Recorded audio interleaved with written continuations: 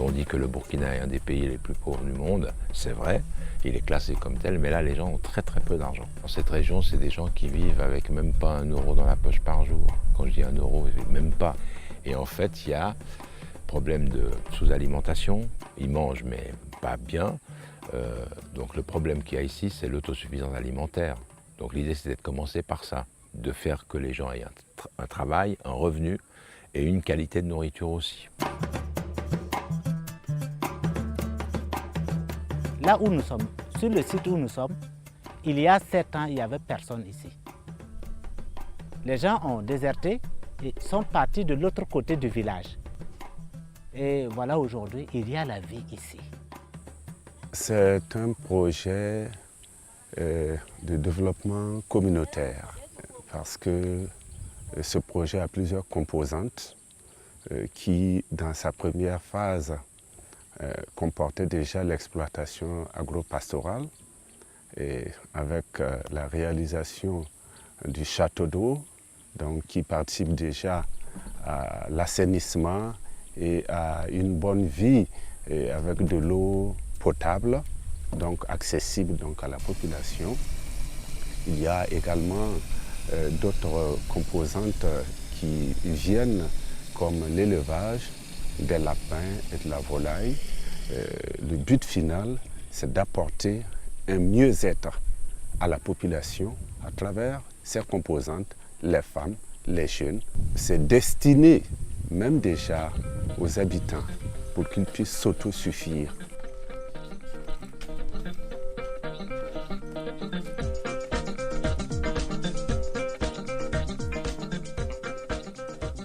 Les femmes sont une couche, disons, vulnérable. Vulnérable, et quand on voit les femmes souffrent beaucoup, et c'est elles qui sont à la base, le socle de la famille. Donc, leur épanouissement est quelque chose vraiment qui nous tient à cœur. En fait, l'activité pratiquée ici par les femmes, c'est la culture de mil, des cultures vivrières en fait en un mot. Mais elles sont confrontées toujours à ce problème de revenus parce que, évidemment, quand on fait la culture vivrière, c'est destiné à la consommation mais pas à la vente. Alors que, bon, vous savez qu'il y a des problèmes quotidiens qu'il faut résoudre, notamment la scolarité des élèves, des enfants, il y a la santé, il y a pas mal de soucis, les habits et tout ça. Et ce projet, justement, nous nous réjouissons de voir ce projet se réaliser parce que ça résout ce problème au niveau des femmes. Il s'agissait d'attribuer des parcelles à 10 femmes et leur donner la latitude d'entreprendre l'exploitation d'une espèce de légumes, chacune selon son choix, qui pourrait vendre et faire des ressources pour elles. Donc c'est une activité génératrice de revenus. Les femmes n'ont pas accès à la propriété. En général, les femmes qui ont obtenu ce terrain, ce n'est pas n'importe lequel, c'est des veuves. Il y en a deux veuves, il y a un dont le mari s'est suicidé en la laissant avec 5 enfants, donc elles vivent des choses terribles. Et leur donner un espace où elles travaillent, où elles gagnent leur propre argent, c'est important pour elles, parce que ce terrain-là, personne ne va pouvoir le reprendre. Elles ont demandé des cours d'alphabétisation, elles aimeraient faire de la couture, elles aimeraient apprendre plein de choses. Là, elles ont voulu se lancer dans l'élevage de lapins, donc on va effectivement leur fournir des élevages de lapins. L'idée, c'est qu'elles travaillent en réseau parmi elles, puis que leur nombre augmente. Et puis, c'est des bosseuses. C'est vraiment des bosseuses.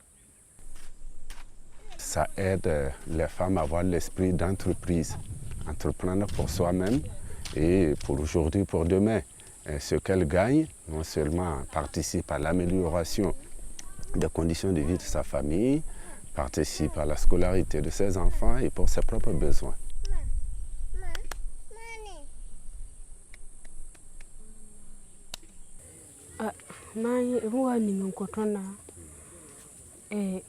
Tun humbura bala shongor lam bala han pama tun hunda juya bala dabe to poa da ka tin pa muri ligre da ka tin pa mjin ligre la bin ninga shongor lam maha tun tin pa ma wuri ligre jin ligre tun tin pa ma ni dina ayora ne tun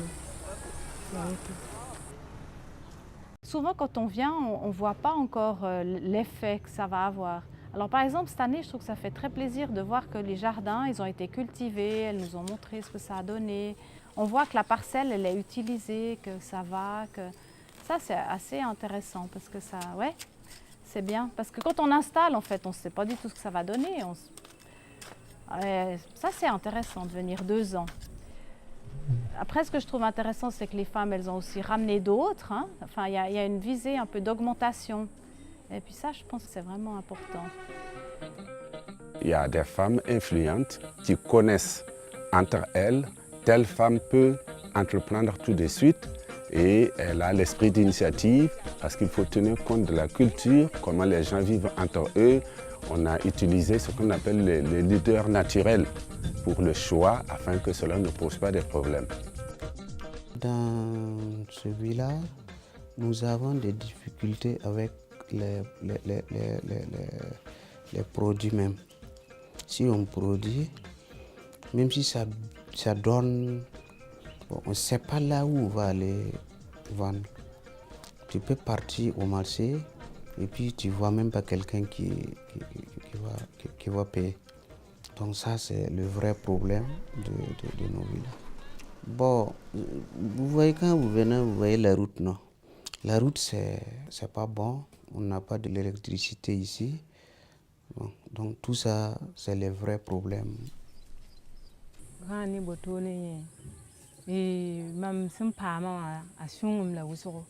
que nous avons vie comme école la mpata ligna da wefun kwen la tumna yinga pama wefun ko biga a msin lebe ken na mema menga lafi ka woy mlebe pama ligda men ken lotu da yiri mda mana examen men fa a lafi wa ka be yinga don kina lotu da yiri menga halbani woto mem keten kina lotu da yiri lafi wa ka be yinga la min pam ligdin kenga a na ga ni tumna yinga kari ya to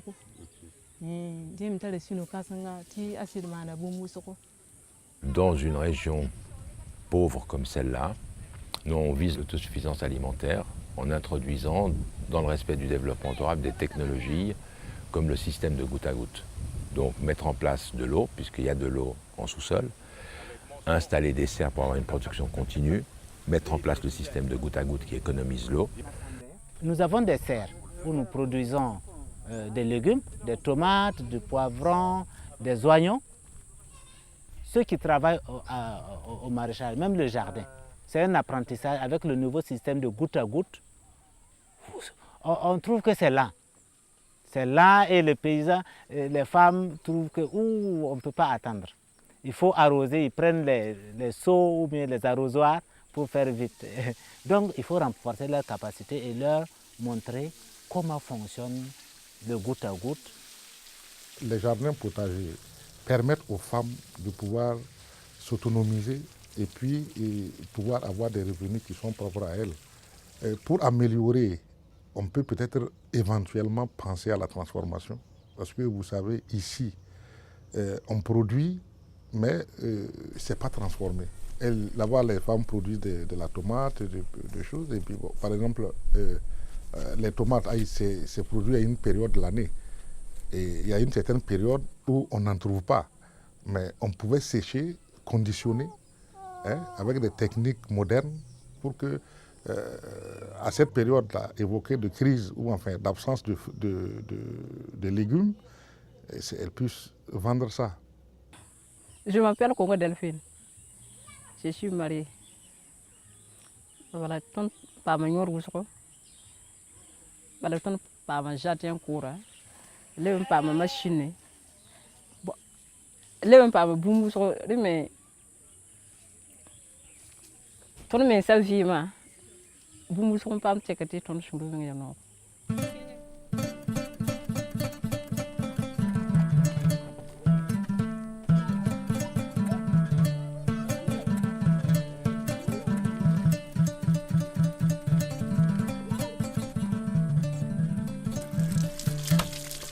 L'eau, c'est la vie. Et dans ce village-là, il y avait énormément de problèmes d'eau. Et par le concours de nos amis, la ville de Genève, de du canton aussi, je ne sais pas trop, mais nous avons reçu le financement de ce château. Les pompes qu'ils ont manuelles, il n'y en a aucune qui marche dans la région. Donc c'est le seul château qui donne de l'eau de très bonne qualité puisqu'on peut la boire nous-mêmes. La consommation d'eau, elle est quotidienne. Elle est quotidienne et sur plusieurs plans. Il y a les femmes 10 femmes qui ont leur planche à arroser et ils viennent aussi chercher pour leur famille. Donc l'eau est, j'allais dire, la denrée la plus utilisée. Et par là qu'on peut percevoir même déjà l'aspect, l'impact de ce projet. Chaque famille peut avoir l'eau, boire assez, se laver, et entretenir la famille et aussi abreuver les animaux. Ce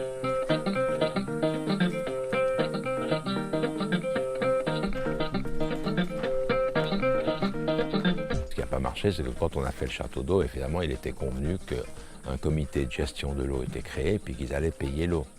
Alors on ne demandait pas beaucoup, on demandait 10 francs CFA pour une jerrycan de 20 litres, l'idée étant que cet argent-là ne sert qu'à la maintenance du château. C'est leur participation pour que ça puisse se pérenniser. Les gens ont la volonté, mais ils n'ont pas tous les jours l'argent. Le château, il aura 3 ans l'année prochaine, la pompe, il faut encore compter un an et demi. Ils ont récolté plus que 300 000, il leur faut encore 1 million. Moi je pense qu'ils feront l'effort parce que le chef a cette volonté-là.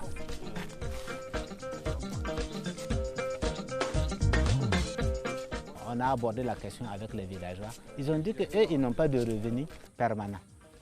Chaque jour, ils n'ont pas les 10 francs. Tu peux faire une semaine sans avoir 10 francs. Peut-être qu'il faut aller vendre un poulet ou quelque chose, une chèvre, pour avoir de l'argent.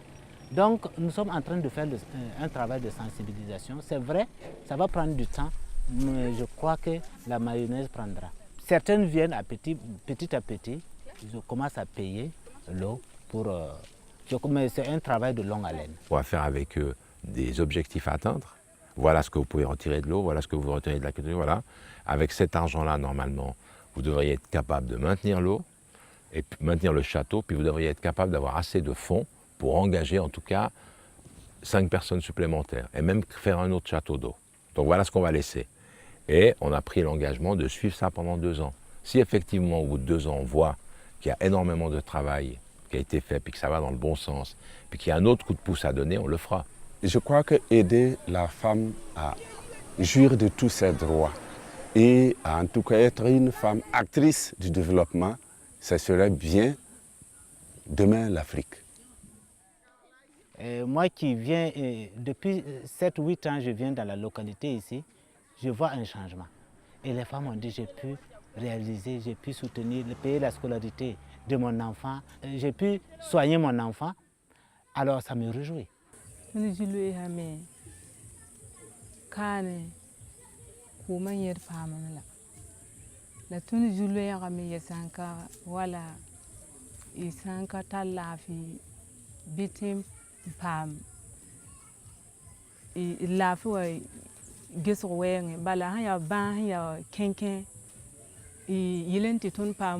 Wala bum sinanji ka ba toto king lo to riri ka be kun sa yiki hanka na sheba ni futi yi re katim pam king yi me ya zulera netondo. Le statut de la femme ici, il est pas voilà, enfin elle doit quand même obéir à son mari, demander à son mari avant de faire quelque chose, même être soignée en fait. On a eu le cas d'une femme qui était très malade et on ne pouvait pas l'emmener à l'hôpital sans demander l'avis de son mari.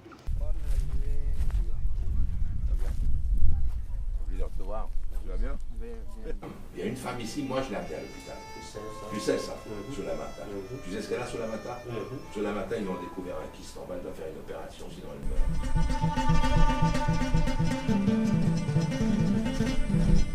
meurt. Le moulin est parti du desiderata des femmes. La question leur a été posée, qu'est-ce que vous souhaiteriez qu'on entreprenne pour vous, qu'on vous aide pour que vous puissiez vous envoler?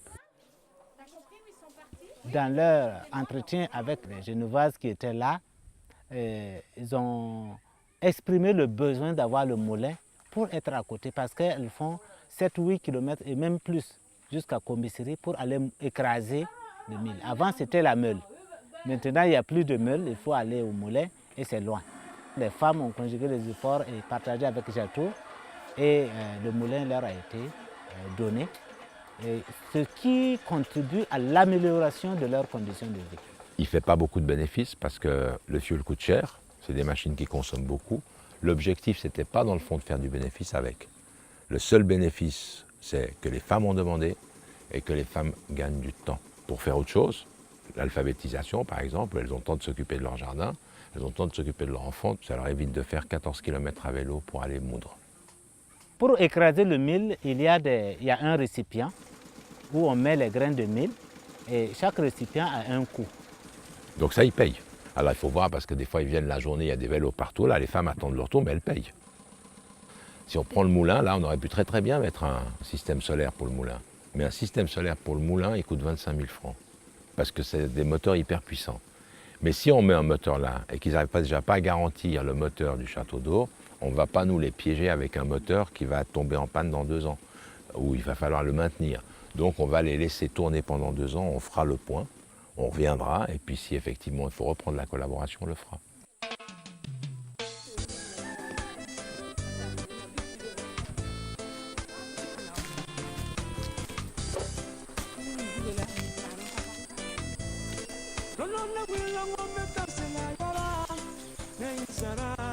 En tout cas, l'apiculture est une expérience que nous avons commencé.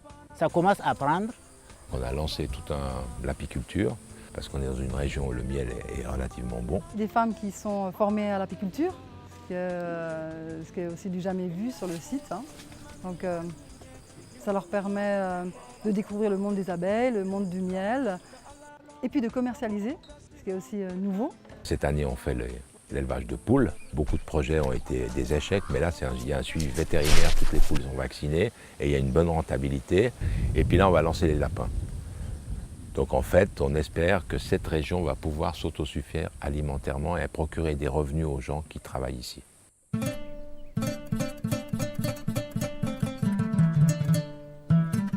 On va mettre des enclos chez chaque femme. Et les femmes, il va y avoir un travail de solidarité où la moitié des lapins sont vendus et d'autres sont déposés aux femmes qui sont prêtes, elles, à faire leur enclos. Comme c'est nouveau dans la région, c'est de faire en sorte que les lapins, au départ, il y a 10 couples. Et puis les 10 femelles vont produire beaucoup. C'est en fait de diviser les petits à une partie pour la vente, une partie est offerte à d'autres femmes pour qu'elles font leur propre production. On veut faire une chaîne de solidarité entre les femmes. Si vous entretenez bien les lapins, ils produisent vite et ça peut être des sources de revenus pour ces femmes-là. S'il y a les lapins dans le village, d'autres personnes viendront acheter pour faire l'élevage. Donc ça part d'un point, d'un groupe pour s'élargir. La vision est que ces femmes qui gagnent les lapins, qui vont faire l'expérience, puissent à leur tour donner à d'autres femmes qui vont à leur tour céder à d'autres femmes. Ça va faire des émules, ça veut dire d'un point A, ça va s'étendre. Donc c'est une chaîne qui va continuer. C'est une expérience, en tout cas, je dirais unique dans la zone, parce que c'est la première fois et nous avons été tous surpris, on dit mais les lapins c'est vrai, mais ça vaut la peine quand même de prendre ces idées-là parce que si on ne prend pas les idées, on ne peut pas se développer.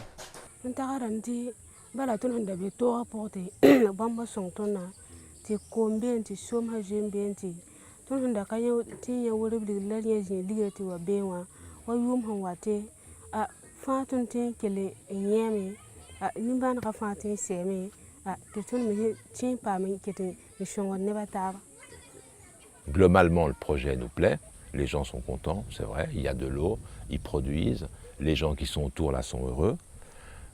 On a fait aussi le barrage, là, ils ont fait une superbe retenue d'eau, donc ça c'est une idée qui vient des villageois. En investissant un minimum d'argent, on a fait un barrage, mais là, il y a presque 200 ou 300 000 mètres cubes d'eau retenue avec la pluie, donc pour irriguer les terrains des villageois de l'autre côté. C'est pour aider les jeunes du village, parce que si les jeunes du village, s'il y a de l'eau dans le village, les jeunes même ne bougent pas, ils restent sur place pour travailler, pour avoir à manger et régler leurs problèmes. Bon, s'il y a ça, bon, tous les jeunes sont au village, ne déplacent pas. Je crois que d'ici 10 ans, 15 ans, ce centre-là sera un centre de référence. Ya wusgo bala ton datam ti bam si song ton ti kwakan sholma shiri bam yura ying bi tenga menga siti develop menga hali yi wotoni bala tun mim ti bani wotoni me ni da yi kini wata likkan bala banda wab ka yum ko han po on yero ta men woto la mi jeyeti atun tinga developam donc ma mim ti bam man ketum betun songora pour on yinga ma mim ti bam nan kel songa tun datum ti tinga developer yi woto la na yelam ti wi ma ti na shong ti yidiga ma hawa na yelam ti wi. Ben, mon rêve pour ces braves femmes, c'est que leurs efforts là puissent être couronnés de succès, qu'elles en tirent un bénéfice, j'en suis sûr, parce qu'avec l'encadrement qu'elles bénéficient, elles puissent profiter de leurs efforts. Bon, moi je pense qu'on va aider les femmes et tous les travaux qui sont réalisés ici, nous on va aider pour que les choses marchent bien. D'ici 2 ou 3 ans, si vous revenez pour voir, vous allez voir même que ça produit beaucoup, quoi. Et les 10 femmes aussi vont développer. Quand vous venez, vous-même vous serez content. C'est ce que moi je pense. Des femmes souffrent et des femmes travaillent beaucoup. Et il y a un manque de reconnaissance de ce travail-là. Et je pense qu'elles sont en train de se battre pour ça. Et je pense qu'il faut les soutenir là-dedans, comme nous on a été soutenus et comme d'autres ont été soutenus pour ce combat-là. Je pense que le premier problème des femmes, je pense que c'est l'excision. Je pense que c'est un très très gros problème ici. Ah, hani ton toho yele kanga jugu. Ton menga kale ton wuma agwamye. Ton kale ada kore niti ki hebangwe. Ton kamba fa hina yolen doqden ti wa baye kale me ki hriya he. Même si c'est nos cultures, bon, si les cultures vont causer des problèmes, en tout cas on doit supprimer de ces choses-là. Parce que l'excision, ça donne beaucoup de problèmes. Donc moi-même je pense que c'est mieux d'arrêter ces choses-là. Vous savez que l'excision obéit à des coutumes ou à des, je sais pas, c'est une question un peu liée à la religion et tout ce que vous voulez.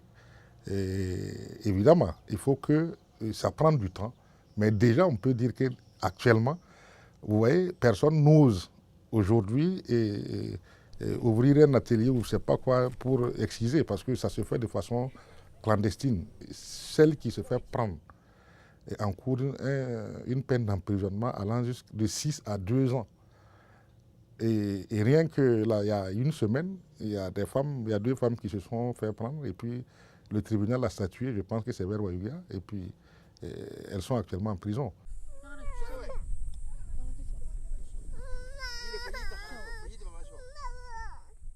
Mai papa me tumnam. Papa me tumnam pala papa e hankawa sungra hanki woto no hawa tun ko baju e papa tumna yira ropa. Bala ko baju nyamna na ka tabun ko. La hando ko se rome iwani metimbo wa na tume ya me wati vure la fo hando ko wa funan boko funan boraro wa shagla.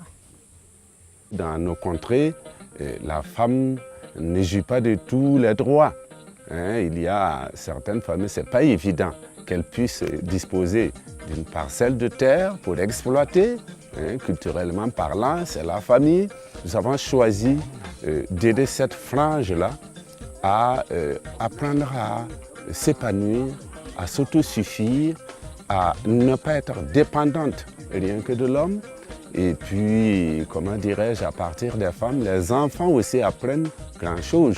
Surtout les filles, quand elles voient leur mère dès cet âge, ça leur donne déjà des idées demain que la femme, elle peut s'autosuffire. Elle peut apprendre elle-même à avoir une activité génératrice de revenus. L'autre jour, on a rencontré des infirmières quand même qui soulignaient que le fait de lancer un projet en milieu rural pour les femmes, c'était vraiment une bonne idée. Je pense qu'elles ont un problème de reconnaissance avant tout. Dans le sens, elles font un travail, un très gros travail, et elles ne sont pas reconnues. C'est elles qui faisaient le plus de choses, qui étaient les plus actives. Mais au final, c'est quand même elles qui avaient le moins de reconnaissance. Elles ne sont pas au courant de leurs droits dans leur propre pays, puisqu'elles sont entre autres analphabètes, donc elles ne peuvent pas lire leurs droits. Notre objectif, c'est surtout de parler avec ces femmes de leurs droits et de partir d'elles. Parce que si on arrive avec nos grands discours, nos grands tableaux et tout, je pense que ça va peut-être être un peu inaccessible pour elles, ça va leur sembler lointain.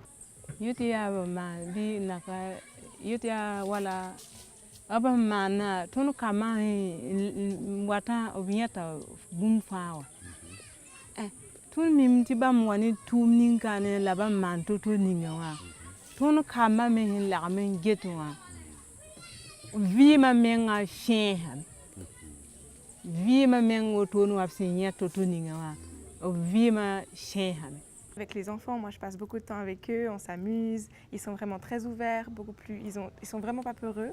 Et de voir la condition de ces gens, c'est vraiment très différent de chez nous, mais ils ont cette vitalité qu'on n'a pas chez nous, cette communauté, j'ai trouvé ça très intéressant. Ils vivent tous ensemble et ça leur permet des échanges que nous, on n'a pas. On sent que c'est une unité et que nous, on n'a plus. Chacun est chez soi, c'est tout juste, on connaît le voisin, on se parle peu, voilà, et toutes ces valeurs d'aide, d'entraide, eh ben, ici il y a, et chez nous il n'y a plus. Il y a toujours une main qui se tend et puis on est vraiment bien accueillis. En Suisse, on arrive dans la rue, on fait un signe comme ça, coucou, et les gens ils répondent pas. Hein. Chez nous c'est la solitude, ici c'est l'aspect communautaire, mais c'est trop. Ils auraient besoin par moments de solitude et nous on aurait besoin d'être plus ensemble. Ici tout le monde est souriant, tu leur dis bonjour, ils te rendent le bonjour, tandis qu'à Genève, si tu dis bonjour à quelqu'un, il te fusille du regard, quoi. Quand on voit des gens qui n'ont pas ce que nous on a, par exemple l'école, on n'aime pas aller à l'école, on réalise même pas que l'école c'est bien, mais après quand on voit des dames qui rêvent d'aller à l'école et faire des cours d'alphabétisation, on réalise que l'école c'est super important, puis on devrait être tellement heureux de l'avoir. Je me rends compte de la chance que j'ai de faire des études, de pouvoir réussir le soir à me dire demain je vais être bien aussi parce que j'ai de quoi me nourrir, j'ai de quoi vivre, je sais que je vais aller à l'école, je peux me projeter dans l'avenir. Tandis qu'ici, peut-être que pour les gens d'ici, c'est plus difficile. Alors oui, c'est sûr que je vais revenir changer de ce voyage. C'est des projets pour éduquer nos jeunes qui vivent en Suisse. C'est ça notre projet, objectif premier. Le brassage, les rencontres solidaires avec d'autres jeunes d'ailleurs, ça c'est important pour nous. Parce que c'est ça qui change le monde.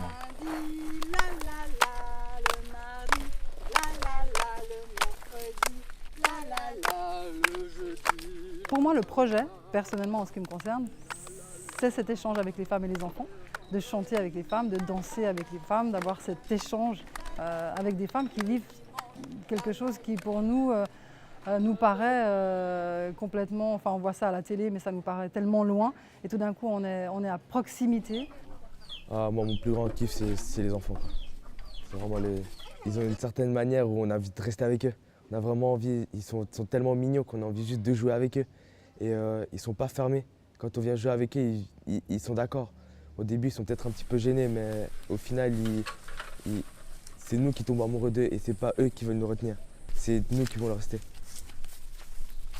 Jature, ces jeunes est associé temporairement à une région parce qu'on a trouvé que les gosses qui partaient dans nos projets au Burkina Faso et ailleurs en Afrique, ils profitaient, on partait avec des gamines, on rentrait avec des femmes décidées, on partait avec des gamins, on rentrait avec des messieurs dignes de ce monde.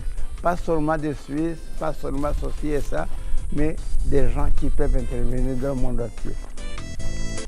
Lolona wila ngombe tasela yara Neisara mbara Makone mako sira fana temboro Negomba ma Motetu Iyene koro ni oro ya niye Oro ya bene kwa Motetu Iyene koro ni limani ya niye Limani ya bene kwa Motetu Ka alalong Ka mogu kasilong Neka nyerelong Motetu Ka alalong Ka mogu